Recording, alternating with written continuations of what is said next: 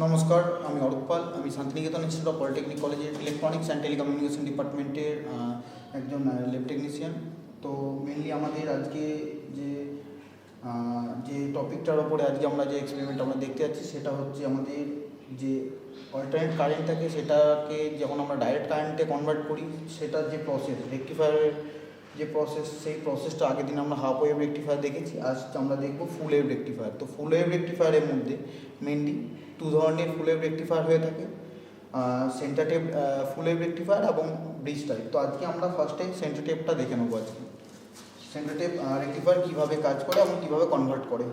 তো আমরা ফার্স্টে কী করবো না, আমাদের সেন্টার টেপ ট্রান্সফরমার আছে, সেখান থেকে আমরা ফেজ থেকে একটা ডায়োড নেবো, পিএন জাংশন ডায়োডে কানেকশানটা দেবো। তারপরে সেম আবার সেকেন্ড ফেজটা সেকেন্ড ডায়োডে দেবো।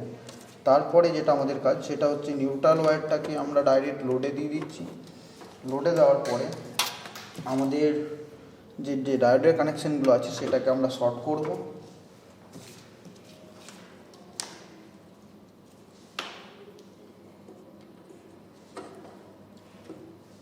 এই দুটোকে আমরা একসাথে শর্ট করার পর সেটাকে আমরা লোডে দিয়ে দেবো। এখন আমাদের মেনলি সেন্টার টেপ যে রেকটিফায়ার আছে সেই সার্কিটটা রেডি। তো সেটা আমরা দেখার জন্য আমরা আমাদের যে সিআরও আছে, তো সেই সিআরওতে আমরা চেক করে নেবো যে আমাদের ঠিকঠাক আছে কি না আমাদের। তো ফার্স্ট আমরা চেক করে নেবো আমাদের এখান থেকে, ফার্স্ট চেক করে নেব যে আমাদের ঠিকঠাকভাবে আমাদের রেকটিফায়ার টার্নার কিটটা কাজ করছে কি না। তো আমরা দেখতে পাচ্ছি আমাদের এখানে যে অল্টারনেট কারেন্টের যে ওয়েভ পজিটিভ আর নেগেটিভ দুটোই আছে। তো আমরা জানি যে রেকটিফায়ার সার্কিট কনভার্ট করার পরে আমাদের যে নেগেটিভটা থাকবে সেটাও আমরা পজিটিভ সাইডে পেয়ে যাবো। কীভাবে হচ্ছে সেটা আমরা আমাদের যে সার্কিটটা বানানো হয়েছে সেটার আউটপুটের জায়গায় আমরা কানেকশানটা নিয়ে আমরা জাস্ট চেক করে নেবো যে আমাদের সার্কিটটা full wave rectifier circuit complete হয়েছে কি।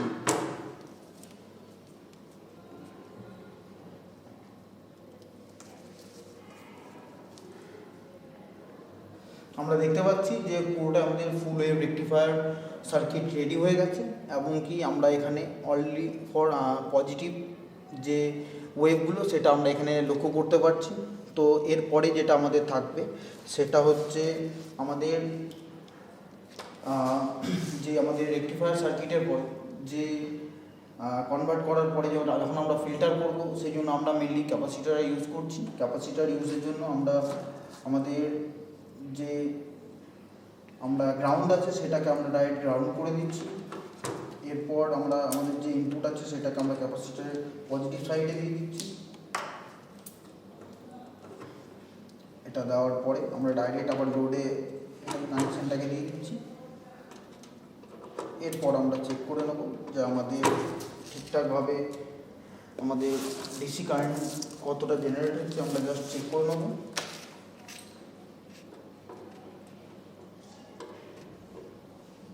তো আমরা এখানে দেখতে পাচ্ছি আমাদের 60 ভোল্টের আমাদের কাছাকাছি আমরা ডিসি আউটপুট পাচ্ছি। আমরা এখানে দেখে নিতে পাচ্ছি যে 16.8 সামথিং আমরা আউটপুট পাচ্ছি। এমনকি আমরা এখানেও যদি আমরা চেক করে নিই আমাদের সিআরও দিয়ে, তাহলে আমাদের জিনিসটা পুরোপুরিভাবে